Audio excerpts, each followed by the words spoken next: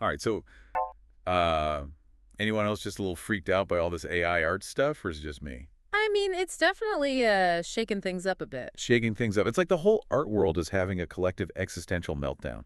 Yeah, well, I think that's kind of the point. Okay, so maybe that's why we're diving into this book today, Learning to Cope by Swetlana AI. Oh, yeah, the irony is not lost on me. An AI writing a self-help book for artists freaking out about AI. Right, it's like the ultimate meta gag.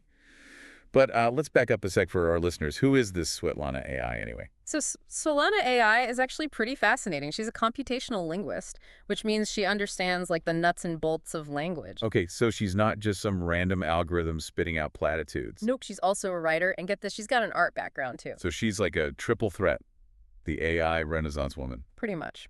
And in this book, she tackles 6 major anxieties that artists are supposedly facing thanks to AI.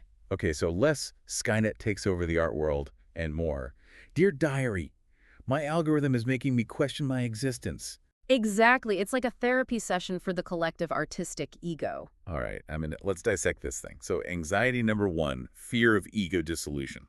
Yeah, that feeling that AI is your artistic doppelganger, churning out work in your style faster than you can say imposter syndrome. It's like looking in a mirror and seeing, Uh-huh. I don't know, a robot version of yourself, but with better brushstrokes. Right, and that can be pretty unsettling. Svetlana suggests that we try to reframe this anxiety. Reframe it. How do you reframe the feeling that your entire artistic identity is being ripped off by a computer? Well, she suggests thinking of AI as an extension of your creative potential, like your shadow Which artist. a shadow artist. Yeah, that sounds a little creepy. Think of it as your evil twin, but with better rendering skills. So creepy. So instead of seeing AI as competition, we're supposed to invite it to our next gallery opening. She actually suggests collaborating with it. Imagine using AI to handle the technical stuff like the grunt work. And that frees us up to focus on like the conceptual stuff, the Ah. emotions, the things that actually make art meaningful. That's the idea. AI becomes a tool to expand your artistic ego, not dissolve it. I mean, I get that in theory, but a lot of artists have spent years honing their craft, mastering their technique. Years of blood, sweat, and tears. Exactly. And now they see AI spitting out photorealistic masterpieces in seconds. And it's going to feel like a slap in the face. Right. Like, what's the point of all that hard work if a computer can do it better and faster?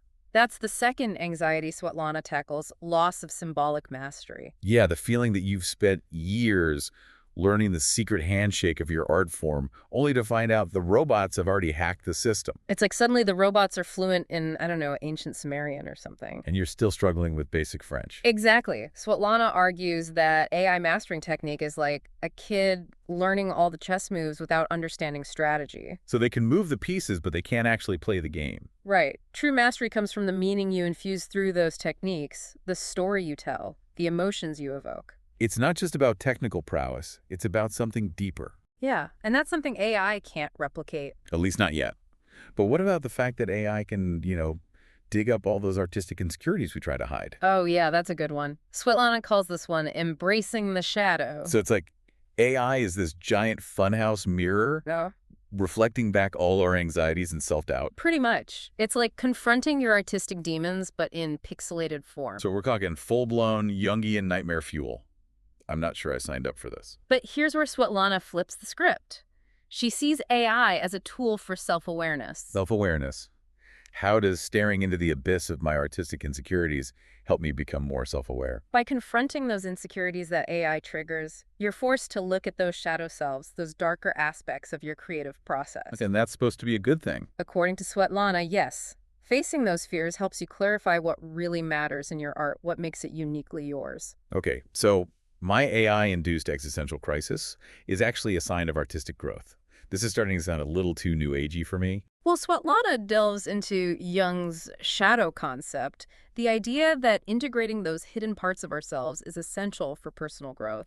Okay, but before we go full-on Jungian on our listeners, can we at least take a break to make fun of some bad AI art? Sure, why not? All right, let's find some of the most hilariously bad AI art the internet has to offer.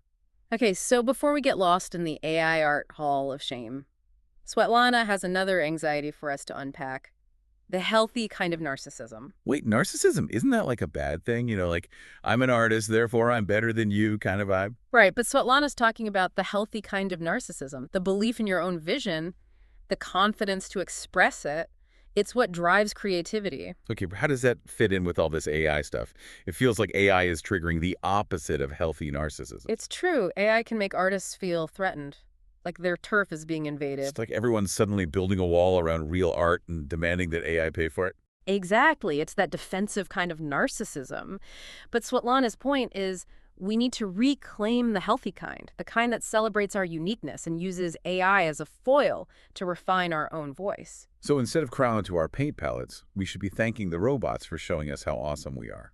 It's more about recognizing that AI challenges us to go deeper, to move beyond just mimicking a style and figure out what truly makes our art meaningful. Okay, but can we address the elephant in the room? This whole AI thing feels like a preview of our dystopian future. Robots taking over the world. Exactly. They'll steal our jobs, our art, and eventually our souls. Is Svetlana going to give us tips on building underground art bunkers? Not quite. She dedicates a whole chapter to making peace with the future, but no bunker blueprints, unfortunately. So what does she say? Should we just accept our robot overlords and start painting portraits of them? She encourages us to separate our fears about societal change from AI itself. AI is a tool just like any other. It's how we use it that matters. Okay, but who's doing the choosing? Maybe we should be more worried about the humans behind the AI. You know, the ones programming these things. That's an interesting point. And it leads us to the final anxiety Svetlana tackles, redefining creative authority. Oh, here we go. Time to stage an art world coup and reclaim our rightful place as the masters of creativity. Not so fast. Swetlana uses an interesting analogy here, the parent-child relationship. Okay, I'm intrigued. How does that apply to AI in art? She says some artists see AI as this all-knowing parent figure, this authority that stifles creativity, but instead of rebelling, she argues that we should focus on differentiating ourselves. So it's like kids figuring out their own path, developing their own sense of self, even if their parents are like super geniuses or something. Exactly. It's about embracing what makes us us, even if it's messy and unpredictable. Those are the things AI can't replicate. Okay, I'm starting to see a pattern here. Swetlana seems to be saying that instead of freaking out about AI, we should be using it as a tool for self-discovery. Yeah, it's like, thanks, robots, for holding up this giant mirror to my artistic soul. Yeah. Now, if you'll excuse me, I have some deep thinking to do. Exactly. So it's not about fighting the robots. It's about figuring out how to dance with them. And maybe even teach them a few new moves along the way. Who knows, maybe AI will help us unlock some hidden creative potential we didn't even know we had. Hold on, are you saying the robots are going to make us better artists? It's possible. Think of it as a forced evolution. AI is shaking things up, forcing us to confront some hard questions about what it means to be creative in a world where the lines between human and machine are blurring. Okay, this is a lot to process. Huh. Maybe we should give our listeners a moment to digest all of this before we, drop the mic and blow their minds with the final takeaway. Okay, so back to the big question. What does art even mean in this brave new world of AI-generated masterpieces? Right. Is it still art if a robot made it? Does it have the same soul? Do we even care? It's like, what if we found out that the Mona Lisa was actually painted by a Roomba? Would it still be a masterpiece? I mean, it would definitely be a more impressive feat of engineering. But yeah, the whole concept of artistic genius kind of goes out the window. So are we, like, doomed to become irrelevant, Yeah. churning out finger paintings in a world where robots are the new Picassos? Well, Svetlana doesn't think so. She actually believes that AI can enhance human creativity.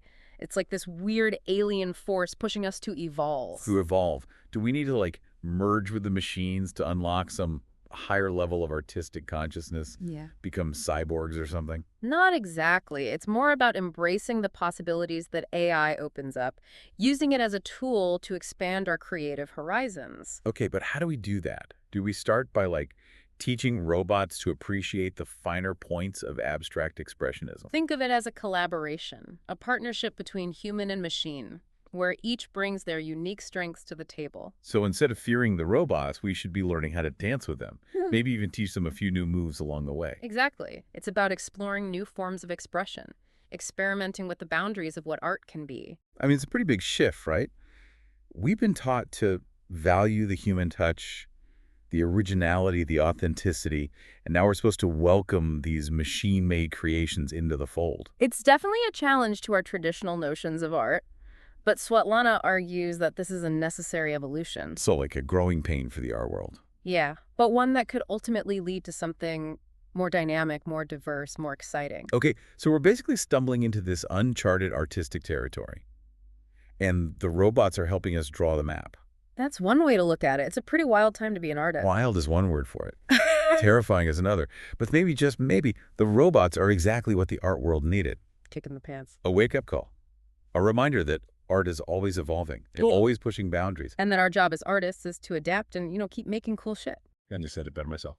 So that's it for this deep dive into Swetlana AI's learning to code. We hope you've enjoyed this wild ride through the AI art revolution. Thanks for listening, and remember, don't be afraid to experiment, to collaborate, and to push the boundaries of what art can be. Until next time, stay curious, stay creative, and don't let the robots steal your thunder.